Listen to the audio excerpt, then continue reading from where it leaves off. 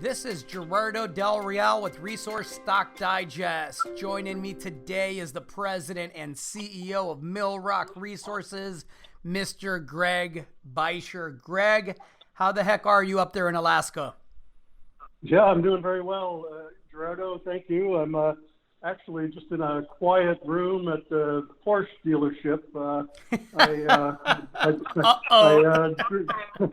I dropped off my Jetta for an oil change, but the quiet room I needed to speak to you is in the Porsche section. So, but do not read too much into this. I was worried, Greg. I thought it was the sign of a top. The geologist going to buy a Porsche. No, don't read too much into it. Well, listen, you would be justified in doing so. Every time I speak with you, it seems like gold is up another $100, and so here we are flirting with $2,000. And you know, of course, you're drilling the flagship, but you're not resting on those laurels. You actually just acquired several exploration projects in Fairbanks, and you also announced a royalty agreement. You had some news on that front. So before we get to that, I do want to ask, how are things coming along at the 64 North Gold Project, which of course is the flagship? Yep. Well, everything 64 North and everything else is now kicking into high gear. Gerardo, you know that this is it, right? This is the bull market that we've waited so long for, and you've got to move fast when it's good like this. Our opportunities to pick up projects at very low cost or through staking are going to evaporate in a very short period of time. So we're going as fast as we can to secure mineral rights for the years to come. And, we've done an awful lot of thinking about this over the past grinding 8 years. We knew where we wanted to go, but now it's a matter of pulling the trigger now that we can see that our financial future is secure, whether we can afford to take the financial risk to secure the mineral rights. And we know that we'll be able to turn these projects around very quickly, bring in partners to earn an interest, and create a royalty cash flow for ourselves. So it's full steam ahead on every single front. But to come back to 64 North, yeah, that is the primary focus of our exploration so far this year.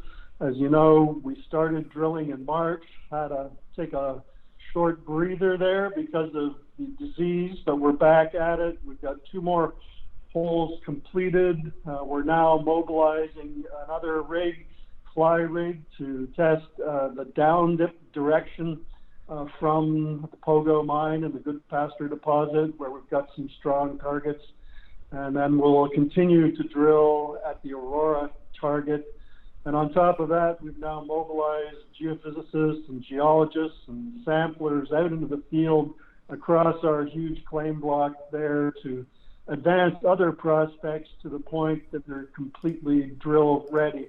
And we may even test other prospects before the year ends. We'll be drilling, I'm pretty sure, late into the fall.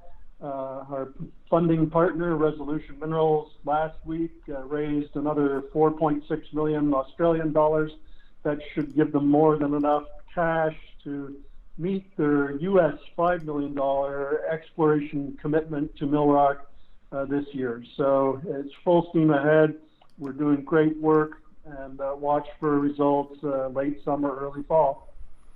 So it sounds like you're drilling till year end, basically. It's funded now, correct? We are fully funded right through to the end of the year for that project. Yes, sir. Excellent. Let's talk about the 2 gold exploration projects that you just secured. It's right next to, very similar to the nearby Fort Knox gold mine, an area, of course, that is seeing a lot of interest. Eric Sprott, and frankly, Eric's written checks everywhere, right? But he's been richly rewarded for this one. Free Gold Ventures had some extremely high grade results here recently. Shareholders there have been richly rewarded. Tell me about these claim blocks and why you like these properties and frankly how you were able to secure them at a time where there's a lot of companies that have market caps much larger than Millrock that aren't able to roll in or vend into quality projects? Well, we're here in Alaska, Gerardo. We're Alaskan geologists. We have a fantastic network. We keep our fingers on the pulse of everything that's going on in the state all the time. And so I think that's what gives us a competitive advantage. And on top of that, our just general knowledge of the geology and mineral potential of the state. But realistically, this one's a no-brainer, just like 64 North and the West Pogo. You're right beside a mine, and the rocks are the same darn rocks, and you can see signs of gold in those rocks. So it doesn't take a PhD geologist to figure this out. But we got talking to the prospectors that owned the project. They had some ideas of what might be controlling the mineralization, which we agree with. And they had a number of claim blocks, but we've significantly expanded that block, just as we did with 64 North. So we've got sort of a really good size claim block that I know has gold on it. In fact, the last company to explore it was called American Copper and Nickel Company, which is a company I came to Alaska to work for in 1995. I became the exploration manager for that company. But that project had just wrapped up, and it was because Inco, which was the parent company, had sold its gold subsidiary, Inco Gold. And we weren't allowed to look for gold here in Alaska when I arrived. And but I know that the team that worked on it was pretty excited about what they had found. Eventually the claims were dropped and these prospectors picked them up and have been whittling away at them. But we've been talking to them for a couple of years now, and we just said, well, in this market, we've got to pull the trigger, secure those claim blocks. And it's really quite low cost. The cost of entry is, we paid in Millrock share capital, so we're not taking much out of our treasury. We're going to put a little bit of our treasury into the ground to prove up some of the historic information. There were some good trenches and shallow holes, so we'll prove that, really work up the project to illustrate the mineral potential, but then the plan before drilling, bring in the partner, as we always do, create a royalty, and execute the work on behalf of that funding partner if they so desire. So there's two projects, Treasure Creek and Ester Dome. We've held exclusive rights on Ester Dome for quite a number of years, and a very similar situation. Again, ACNC did historic work in the early 90s, and it hasn't been barely touched since. So we're excited to get back on these, and yeah, it's gold country. I mean, Fairbanks was, one of the first Alaskan parts of the Yukon-Alaska gold rush, and produced, it has produced, at least reported, over 8 million ounces of alluvial placer gold. And between Fort Knox and some other deposits, around 8 million ounces of hard rock lode gold deposits. It's gold country. It's a camp. There's going to be more discoveries, and we're going to try and make some of them. And Fairbanks is it's a great city. It's about 70,000 people. I think Fairbanksans understand the value of the mining industry to their city. Their power cost was very significantly reduced when the Fort Knox mine started. The spin-out benefits from the 450 workers at the mine really helped the local economy and fuel suppliers, everything. So they embrace mining. The one thing about these projects is that they're right on the outskirts of Fairbanks, on the north and on the west side. So there'll be some neighbor sensitivities, but we'll do our best to get off on the right foot with everyone and keep it all in perspective as we go about our exploration work and help people understand this is something that takes years and years, and that we're not going to start tearing up the land and putting in a big mining operation next year. But our goal as geologists is to make that big discovery like Fort Knox, beautiful 13 million ounce gold deposit. And I'd love to pull a ore grade intersection like Free Gold Ventures did not too long ago that rewarded its shareholders so well.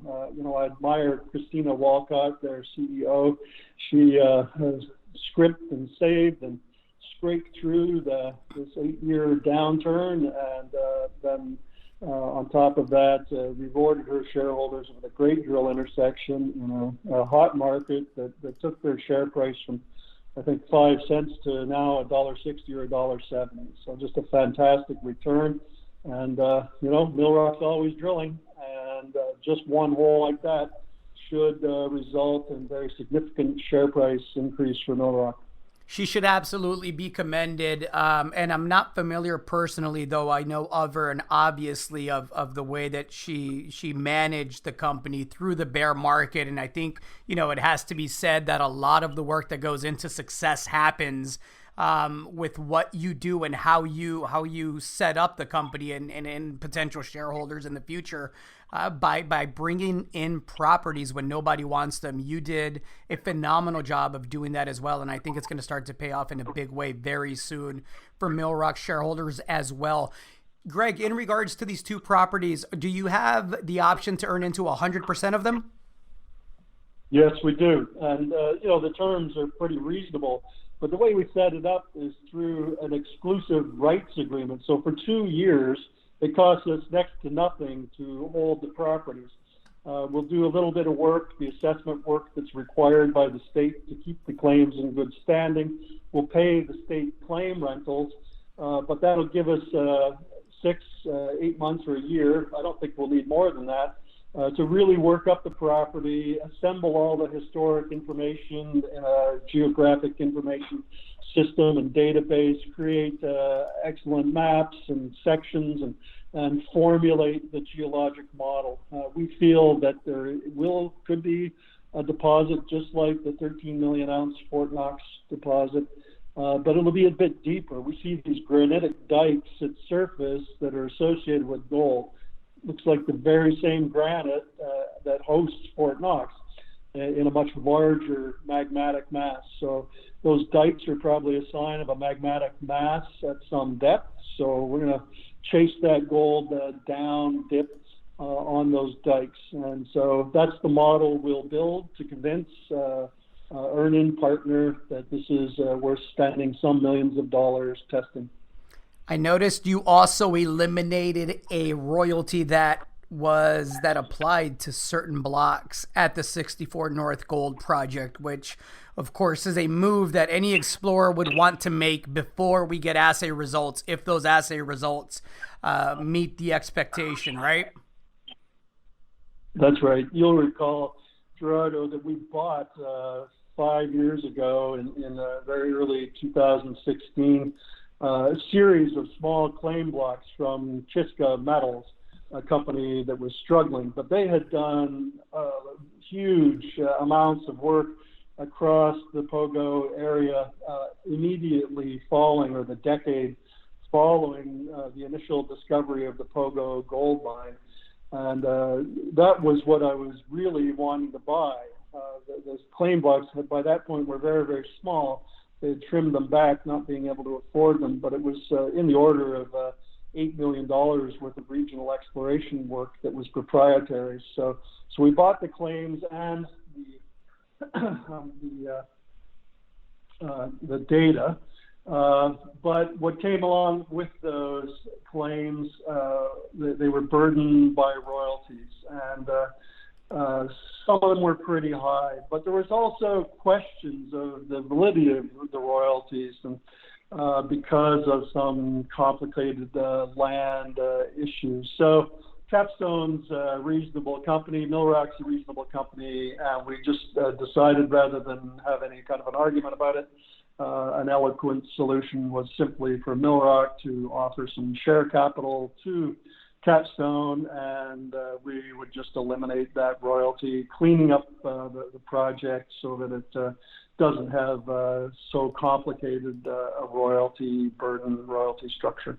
So it's a good move, easy solution for two good companies. Absolutely. You're cashed up. Gold is flirting with $2,000. You have an excellent portfolio of properties outside of the flagship 64 North Gold project. You're drilling, and we expect assays within the next month or two. It's a lot of tailwinds there.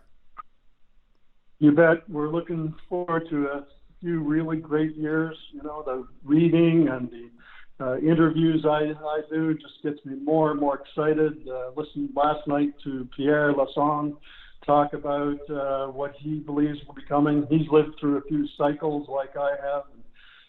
If he's anywhere close to right, we're going to do fantastic over the next 5 years. And we are well positioned. Millrock does have some cash. Our share price edging up towards 30 cents. Caused quite a number of warrant exercises to occur. That brought in 600,000 to 700,000 Canadian dollars to our treasury, giving us some breathing room, and honestly giving us more confidence to execute on staking more ground, picking up more ground. And we anticipate if there's any further share price increase, for example, with a good hole at 64 North, or even just an increased gold market, we're going to see more of those warrants exercised. And we have a lot of warrants out. It's been an overhang on our share price, and those warrants, though, were the cost of raising capital as contrarians at the bottom of the market in 2015, 16, 17, and even last year. So those warrants are out there, and that gives us a high share count. But on the other hand, if all those warrants are exercised, that would bring close to $9 million to our treasury. So we're all for it, and they don't expire for almost 18 months yet, though they do accelerate in their exercise price, which might cause more incentive for a warrant holder to exercise. But yeah, that's brought money to our treasury, which is nice for us and gives us more flexibility and allows us to be more aggressive. A lot to like. Greg, thank you so much for your time. I'm going to let you go so you can go buy more stock. Yeah, well, that's what I'm doing. I'm all in. Thanks again, Greg. Look forward to having you back on. And of course, as everyone eagerly awaits assays, I'm looking forward to seeing what you have up there. Okay, all the best, Gerardo. Have a great day. Thank you.